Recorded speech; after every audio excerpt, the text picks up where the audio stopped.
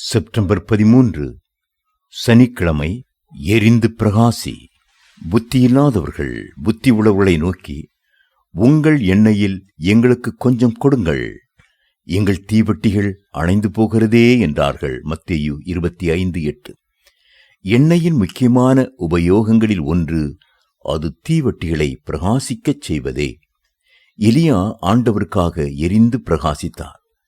யோவான் ஸ்நானகன் எரிந்து பிரகாசிக்கும் விளக்காயிருந்தார். காரணம், அவர்களுக்குள்ளே அபிஷேக எண்ணெய் இருந்தது. மத்தேயு 25 புத்தி உள்ள கன்னிகைகளையும் புத்தியில்லாத கன்னிகைகளையும் பார்க்கிறோம். 5 கன்னிகைகள் ஒருபுறமும் மேலும் 5 கன்னிகைகள் மறுபுறமும் மணவாளனுக்காக தங்கள் கைகளில் தீவட்டியுடன் காத்திருக்கிறார்கள்.